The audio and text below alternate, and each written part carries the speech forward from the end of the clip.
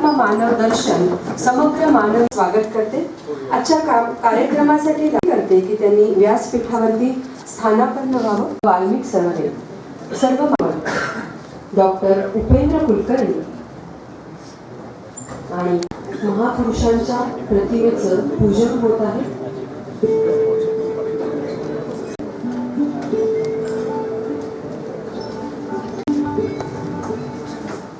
दोन दिवसीय परिसंवादाचा दुसऱ्या कार्यक्रमाचे प्रमुख मार्गदर्शक माननीय श्री मंगल प्रभातजी लोढा स्वागत करावं।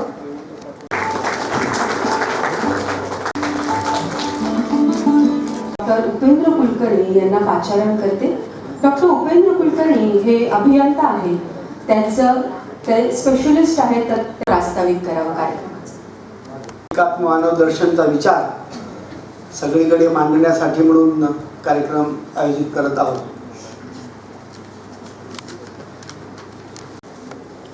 दीनदयाळांचा एकात्म मानव दर्शन 1965 मध्ये मांडल्यानंतर ग्रामोत्थान मॉडेल उभे केले।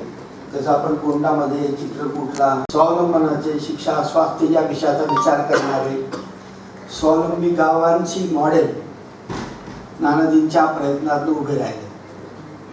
त्यामुळे एका अर्थानं दीनदयाळांचं एकात्म मानव दर्शन आहे त्याकडे नानाजींनी ग्रामोत्थान मॉडेल, जसं आपण काल पाहिलं की कृषी विज्ञान केंद्राचे 4 सादरीकरण झाले, त्याचबरोबर जनशिक्षण संस्थांचे पण 4 सादरीकरण झाले, ज्याच्यामध्ये जसं पंतप्रधान विश्वकर्मा योजनेमार्फत 8 जणांनी सादरीकरण केलं। आत्मनिर्भर काल श्री धर्मेंद्र प्रधान यांच्या उद्बोधनामधून एक वाक्य आलं की संभाजीनगरच्या एका कौशल्य प्राप्त केलेल्या महिलेने 10 जणांना रोजगार दिला। तर अशा प्रकारचे सादरीकरण करण्याचा हेतू आहे की एकात्म मानव दर्शन हा केवळ विचार नाही, याच्यामध्ये 33% होतं, पण नंतर या गोष्टीकडे दुर्लक्ष झाल्यामुळे या गोष्टी मागे पडल्या। त्यामुळे हे वाढवण्यासाठी आपल्याला प्रयत्न करण्याची गरज आहे। या प्रयत्नांना जसं मी आर्य सेलिब्रिटांचा उल्लेख केला तसंच आजमध्ये अनेक संभ्रम असतात, तर हे सगळे संभ्रम घटकांकरता उपाययोजना तयार करण्यावरती लक्ष केंद्रित करते। त्यांच्या नावावरती 675 पेक्षाही अधिक नवोपक्रम असून यातील बरेचसे उपक्रम कृषी उत्पादनामध्ये मूल्यवर्धन करण्याच्या तंत्रामध्ये आणि स्थानिक संसाधनाच्या स्तरावर गौरवले गेले आहे। त्यांनी समाजासाठी केलेल्या विविध नवोपक्रमाच्या योगदानाबद्दल भारत सरकारकडून 4 राष्ट्रीय पुरस्कार त्यांना प्राप्त झाले आहेत। सध्या श्री हिरेमठ आपला बहुतांश वेळ तरुणांमध्ये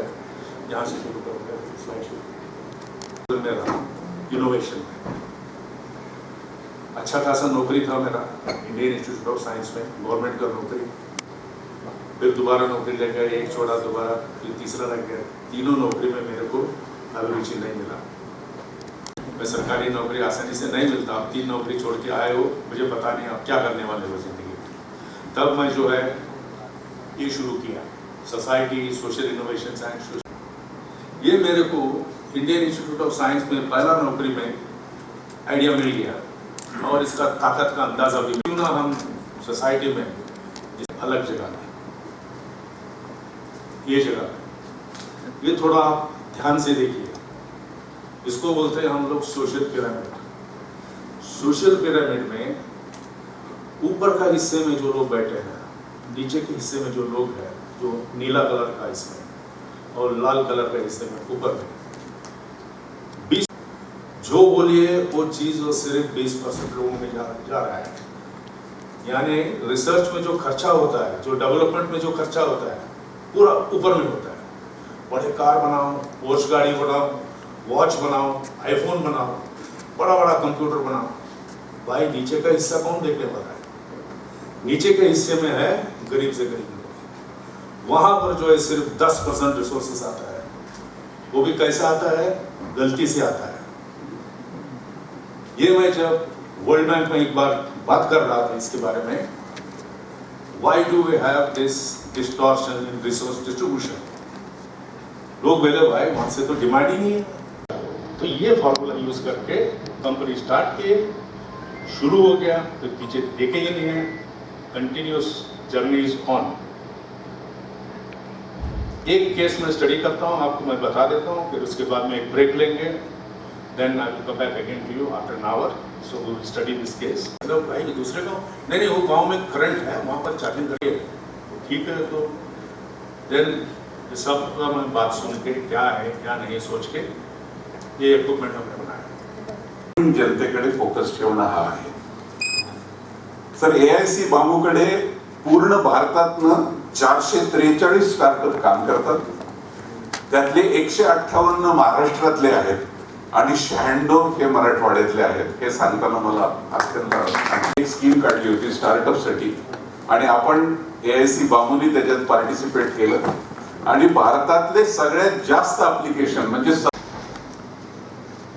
हिरमेट सर, आपल्याला सांगायला आनंद वाटेल की आमच्याकडे 23% स्टार्टअप हे ॲग्रोटेक आणि अन्न प्रक्रिया याच्यावर काम करतात। स्टार्टअप यात्रा सुरू करणार आहोत। उपेंद्र भाऊ, आपण ग्रामोत्थानाचा विषय सांगितला,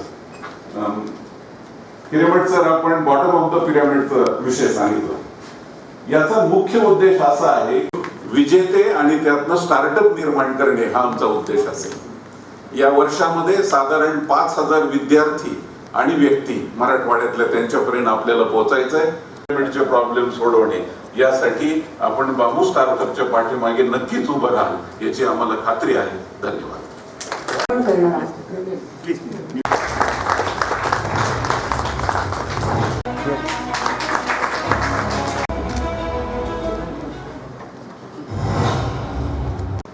कुलकर्णी यांनी आमचा दृष्टिकोन आणि आमचं विजन मांडलं। सर, तुम्हाला सांग, या स्टार्टअप यात्रेचे 4 फेजेस आहेत। ही स्टार्टअप यात्रा 4 जिल्ह्यातून जाईल आणि साधारण 50 महाविद्यालयातले अत्यंत आयडिया आणि इनोव्हेशन असलेले विद्यार्थी आम्ही शोधून इथं आमच्या MDनी सांगितल्याप्रमाणे आपण त्याचं रूपांतर इन्क्युबेशनमध्ये करणार आहोत। हा आमचा संकल्प वर्षभराचा आहे। सप्टेंबर ग्रामीण भागात राहते आणि आपल्याला हे इन्क्युबेटर ग्रामीण भागात निवडायचे आहेत। जसं हिरेमठ साहेबांनी सांगितलं की 80% मिळतात, सपोर्ट करावा आणि वेळोवेळी आम्हाला मार्गदर्शन करावं, एकात्म मानवदर्शनाचा एक चांगला पर्याय, चांगला धडा आपल्याला मराठवाड्याच्या जनतेला देता येईल एवढं बोलून मी माझे तर्फे आयोजित आणि डॉक्टर बाबासाहेब आंबेडकर युनिव्हर्सिटी छत्रपती संभाजीनगर त्यांचे द्वारा समर्थित हा एकात्म मानवदर्शनच्या 2 दिवसीय परिसंवादाचा आज अंतिम दिवस आहे। त्यासाठी ज्यांचे मार्गदर्शनामध्ये आम्ही सर्वजण काम करतो आणि ज्यांच्या मुले हा कार्यक्रम आम्ही घडून आणला, असे अतिशय कमी शब्दामध्ये मूळ तत्वाची बात करून आपल्यासाठी मुक्त चिंतनासाठी वेळ दिली असे डॉक्टर विजय फुलारीजी, ज्यांना आपण आता ट्रेलर ऐकला, बघितला आणि आता पिक्चरच्या हा सेशनचे नंतर बघणार आहे असे डॉक्टर RS हिरामठजी, ते उपेंद्र भाऊंच्या निमंत्रणावर आपल्यासाठी विशेष तौरावर आले बेंगलोरकडून आणि त्याने अतिशय कमी शब्दामध्ये गागरमध्ये सागर असा त्याने सर्व काही विषय मांडला। त्यामध्ये आपण आपला आता पुढच्या सेशनमध्ये सर्व ते थांबणार आहे।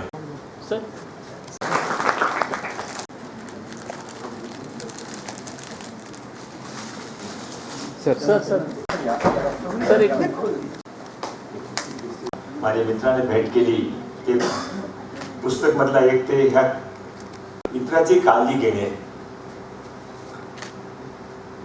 व्यक्तीने नंतर मार्क्सवाद, पूंजीवाद, समाजवाद असा कन्फ्युजन होता आणि त्यावेळी त्याने मूलतः भारतामध्ये काय चालणार आहे आणि त्यावेळी त्याने सांगितलं की पूंजीवाद काय सांगता की स्वतःसाठी, माझ्या काय, आपले परिवार बद्दल विचार करत नाही आणि परिवार समाज बद्दल विचार करत नाही आणि समाज एक तत्व होता। हे पूर्ण एकात्म मानदर्शन समजण्यासाठी, पंडितजीने समजण्यासाठी आपले अजून 2-3 सत्र होईल, त्यामध्ये आपण समजून येते.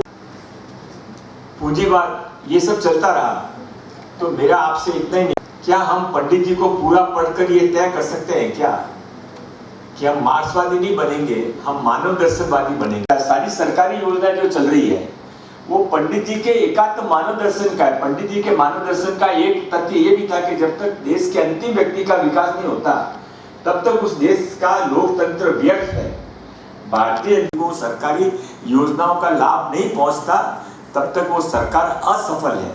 तो अंतिम व्यक्ति का विकास करने के लिए जो जिस जगह के ऊपर 60 साल पहले पंडित दीनदयाल उपाध्याय जी ने रुइया कॉलेज मुंबई के अंदर माटुंगा में एकात्म मानव दर्शन 4 दिन के लिए उन्होंने उस समय रखा था. उस समय न तो जनसंघ में कुछ बड़ा था न भाजपा. मैं अपनी पॉइंट बहुत ज़्यादा बना लिए, लिखना कम है. तो एक तो उपेंद्र जी उस कार्यक्रम के पहले में बहुत कम है और हमसे हो नहीं रहा है, तो कार्यक्रम को पोस्टपोन कर लें या और किसी को आप कार्यक्रम दे दें. हमसे ये कैसे होगा, समझ में नहीं आ रहा है. तो उन्होंने एक सेंटेंस का, वो मेरे जब मैं काम पंडित जी अपना आप ही कर लेंगे, और वास्तव में वही हुआ. वो जो उस समय काम अपन ने किया, वो काम की सुगंध ऐसे फैली कि आज सब जगह वो काम चल रहा है. दैट वाज वो. मैं आपसे कह, उपाध्याय जी कहीं पर बैठे हुए इन सब चीज़ों को देख रहे हैं, और जो लोग सत्ता में बैठे उनको मार्गदर्शन कर रहे हैं कि तुम अदानी अंबानी की चिंता छोड़ दो. वो अपनी, जिसे भी इन्होंने हीरामठ जी ने कहा कि 20% के लोगों को कोई मदद की जरूरत नहीं, वो तो अपनी चिंता खुद ही कर लेते हैं, 80% की चिंता कर. पर अभी भी वो झोपड़पट्टी के अंदर बैठता है, अभी भी उसको 7 दिन के अंदर पूरे समय खाना पूरा बच्चों का पसंद का खिला पाएगा कि नहीं खिला पाएगा, इसकी चिंता है. स्कूल. तो ये सब चिंता करने वाले लोगों को साथ में लेकर हमने उस समय जो कार्यक्रम किया था उसमें सुरेश जी सोनी का शुरू किया. घर की एक भी महिला उस समय ऐसी नहीं होती थी, या तो चक्की चलाएगी या बर्तन बनाएगी या चमड़े का सामान बनाएगी या लकड़ी का सामान बनाएगी, पर कोई महिला घर में बैठकर टीवी और मोबाइल पर बात करती नहीं मिलती थी. सब अपना अपना काम करते थे. इसके लिए भारत सोने की चिड़िया था. और आज भी यदि वापस भारत को यदि भास उसके मन में आता है तो उसकी ताकत बढ़ जाती है. और इसके लिए आज का कार्यक्रम है कि समाज उन लोगों की चिंता करे जिनके लिए पंडित दीनदयाल उपाध्याय जी ने सोचा था कि जब तक कि अंतिम व्यक्ति का विकास नहीं हो सकता तब तक जनतंत्र व्यर्थ है, और हमारा सारा कुछ संपत्ति इकट्ठा किया भी व्यर्थ है. पंडित माननीय नरेंद्र भाई मोदी जी का जो 2047 का विकसित भारत की सपना है, या देवेंद्र जी फडणवीस जिसके बारे में काम कर रहे हैं, उसके अंदर भी यही है कि गांवों के अंदर जब तक विकास कार्य नहीं होते तब तक ये चीज़ आगे नहीं बढ़ेगी. अभी हम 8 अक्टूबर को शॉर्ट टर्म कोर्सेज, मैं अभी कुलगुरु साहब को बता रहा था कि हम शॉर्ट टर्म कोर्सेज पूरे महाराष्ट्र में शुरू कर रहे हैं. पहले बैच के अंदर 75,000 लोग भाग लेंगे. पर अभी हमने आज सुबह में हमारे यहाँ के संघ चालक के घर पे नाश्ता करने को गया था, तो अच्छे लोगों के साथ में मिलने से अच्छी बातें सीखने को मिलती है, और यदि बुरे लोगों का साथ करेंगे तो जो है वो भी हाथ से चला जाता है. तो मैं वहाँ पर जब नाश्ता करने को गया तो मुझे एक बहुत अच्छी बात उनके मुंह से सुनने को मिल गई. तो उन्होंने कहा कि भाई जब तक ये अपने यहाँ पर लोग काम, हमने छोटी छोटी बातें, खैर अभी ये डिपार्टमेंट का कार्यक्रम नहीं है इसलिए मैं ज़्यादा विषय नहीं लूँगा, जाए चर्चा की जाए. ये केवल एक प्रोग्राम नहीं है, एक इवेंट नहीं है, ये आने वाले समय के अंदर एक बड़ा पृष्ठ है, जिस पृष्ठ का मार्गदर्शन लेकर हम सब जीवन के अंदर अपने जो मनुष्य जीवन मिला है इसकी सार्थकता सिद्ध कर सकेंगे. बहुत बड़ा समुद्र के अंदर तूफान आता रहे, चलता रहता है, पर हम कोई उसमें जो लोग अपनी जीवन की इस नैया को अच्छी तरीके से पार कर सकें. ये समाज के बारे में सोचने का एक मौका आपको इस कार्यक्रम में आकर मिला है. जिन लोगों ने इस कार्यक्रम की रचना की, प्लान किया, यहाँ पे मेहनत की, कार्यक्रम ऐसे ही नहीं होता. थोड़ा दीवानापन, जैसा कि अभी हीरामठ जी ने कहा कि पागलों की संख्या हमारी बढ़ गई है, तो एकात्म मानव दर्शन को मानने वाले पागलों की संख्या भी हजारों लाखों करोड़ में बढ़ जाए. साठी खूप प्रेरणादायी आहे. यानंतर मुक्त संवादासाठी मी मंत्री कौशल्य विकास व उद्योजकता मंत्रालय, भारत सरकार पुरस्कृत जनशिक्षण संस्थान जळगाव. आज एक मला प्रिव्हिलेज मिळाले मंत्री महोदय साहेब. कालही इथे रवींद्र साठे सर आलेले होते आणि कौशल्य विद्यापीठाच्या कुलगुरू अपूर्व वाईस चान्सलर जे गव्हर्नर आले त्याने हा शिक्षण क्षेत्र कसं आहे, काय करायचं, कोणाकडून मार्गदर्शन घेतला, कोणाला माहीत आहे का की आम्ही जनशिक्षण संस्थांचे जे कार्यकर्ते आहोत. धन्यवाद. आलं की आम्ही कौशल्य विकास त्या केंद्रांना योजना देणाऱ्या सगळ्या सरकारी एजन्सीपर्यंत नेण्यास आमच्या फार काही वाचनात आलेले नाही. तर तुम्ही जो आता एखादा कार्यक्रम घेणार असाल तर जनशिक्षण संस्थेसाठी किंवा कृषी विज्ञान केंद्रासाठी 6-7 दिवसाचा असा कार्यक्रम घ्या की जेणेकरून तो आपल्याला त्यांचे विचार ऐकायला मिळतील आणि आपल्या कामासाठी त्याचा उपयोग होईल. कारण की त्यांनी जे विचार मांडलेले आहेत त्याच्यावरच आज आपल्या देशाची वाटचाल चालू आहे. त्यासाठीच आपलं सरकारही काम करत आहे. तर 6-7 दिवसाचा असा प्रोग्राम घ्यावा जेणेकरून सुट्टीत घेता येईल. एप्रिल मे महिन्यात जर घेतला तर सगळ्यांनाच हजर राहते. धन्यवाद. हायस्कूलमध्ये महाविद्यालयांमध्ये लहानपणापासून असं विचार त्या मुलांमध्ये रुजवण्यासाठी एक कंपल्सरी म्हणा किंवा एक दिवसाचा कार्यक्रम म्हणा असं सर्व ठिकाणी कंपल्सरी करावं आणि सर्व विद्यापीठांमध्ये त्याचा 2 व्याख्याने आणि त्याचा कालच कार्यक्रम तयार झालेला आहे. 10 ऑक्टोबर ही तारीख ठरली. पण यानंतर ट्रेनिंग घेतल्यानंतर त्यांनी जे प्रोडक्ट्स बनवतील किंवा त्यांनी जे छोटे छोटे उद्योजक घडतील तर त्यांना पुढे मार्केटमध्ये काही हँड होल्डिंग सपोर्ट किंवा त्यांना पुढे चालून मार्केटमध्ये वाव मिळेल, त्यांच्या प्रोडक्टला बिझनेसही मिळेल असेही आपण काही प्रयत्न करणार आहोत का? आता नंतर करा असा सेल करा, असं पॅकेजिंग करा, प्रोडक्ट तिथून करावा कडून या घ्यावा.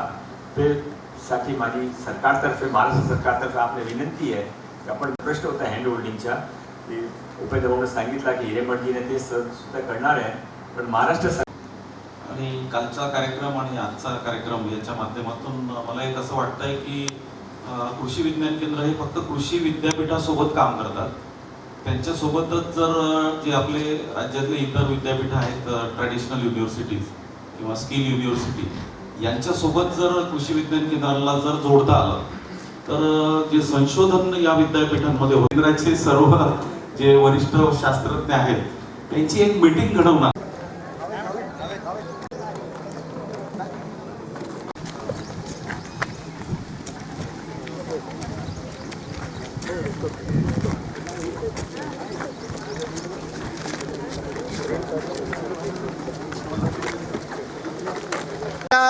ही फियाट गाडी माझी मनूका, माझी मनूका, ही फियाट गाडी माझी मनूका, 2 घडीचा या गाडीचा ड्रायव्हर बनू का, 2 घडीचा या गाडीचा ड्रायव्हर बनू का, हे माझी मनूका, ही फियाट गाडी माझी मनूका, माझी मनूका, ही फियाट गाडी माझी मनूका.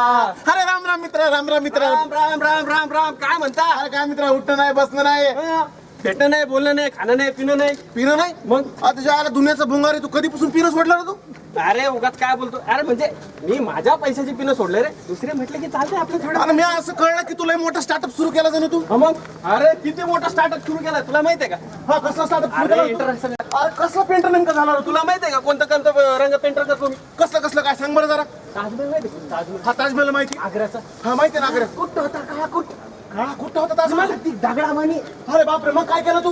पांढरा गुन्हे गेला तर ढवळा गुन्हे गेला. तू केला? मग कसा केला सांग बरं तू जरा. पुन्हा घेतला. हा ती पण टाकला. पांढरा फटक करून टाकला तू. पांढरा. अरे बापरे, ट्रेन कशी रंगवली रे बाबा तू? ट्रेन असं बरंच घेतला. हा ठेवला.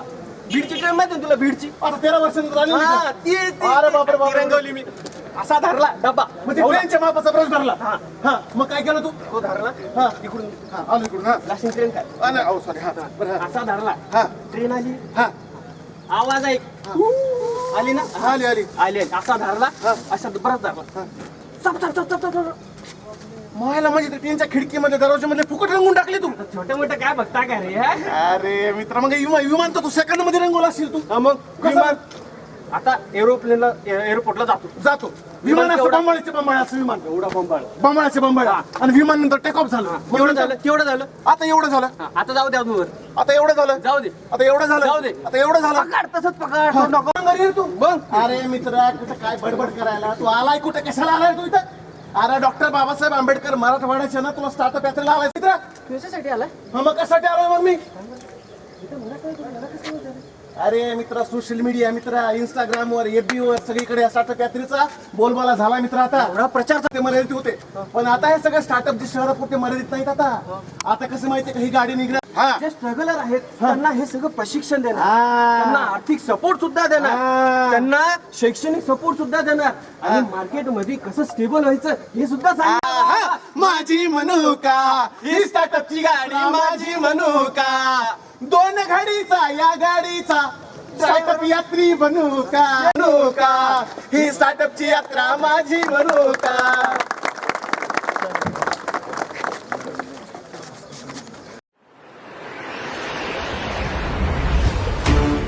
This is the start. ये शुरुआत. सोचो लोकल बनो ग्लोबल, हर प्रॉब्लम का है सोल्यूशन, मिलकर करें एक नई शुरुआत.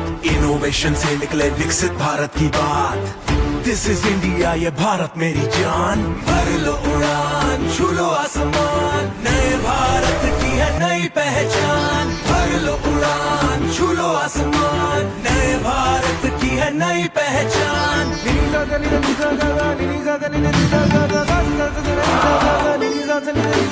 भर लो उड़ान, छू लो आसमान, नए भारत की है नई पहचान. भर लो उड़ान, छू लो आसमान, नए भारत की है नई पहचान. दिस इज इंडिया, ये भारत मेरी जान.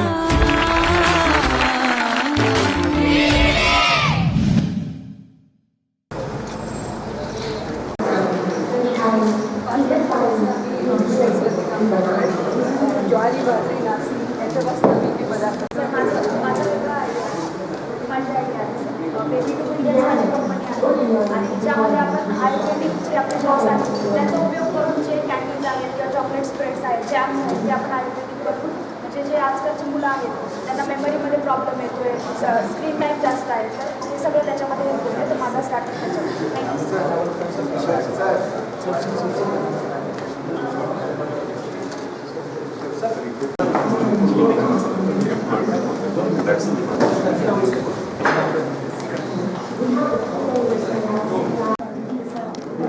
ज़्यादा जगह पे सेंटर बाहर लेना बंद करके की जरूरत नहीं.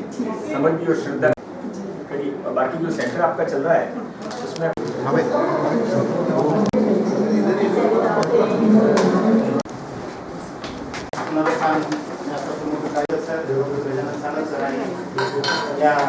फाउंडेशनचे संचालक प्रवीण वक्ते सर आणि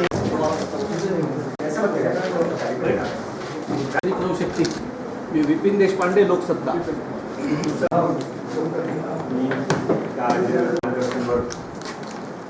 चर्चासत्राचा काल एका मार्गदर्शन दिवस साजरा केला होता. तर मी काल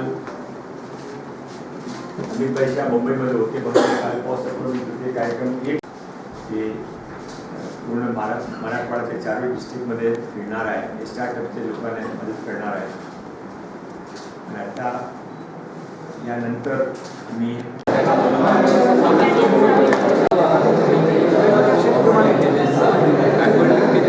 अनेक चांगल्या गोष्टी आहेत ज्या मार्केटिंगला दर महिन्याला आमच्याकडून 200 किलोची लावून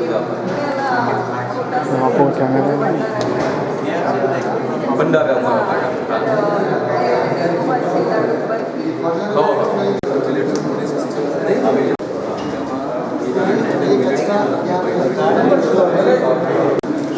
आपको मेरा प्रॉब्लम